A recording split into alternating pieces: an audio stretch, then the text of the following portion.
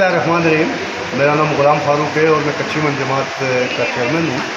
मुझे आज शोएब गाजी साहब ने बताया कि आप एक इवेंट कर रहे हैं, तो मुझे बड़ी खुशी हो रही है। पहली तो बात है कि मैं बताऊँ कि मैं पहली बार इस इलाके में आया हूँ और जब मैं देखा बाहर तो इतना अच्छा कोई रोड वगैरह एक हाँ इसको अब है ना तो इसी जगह लगा देगा स्टॉप करो उनका ना दे, ठीक है, तो स्टॉप बिल्कुल कम हो।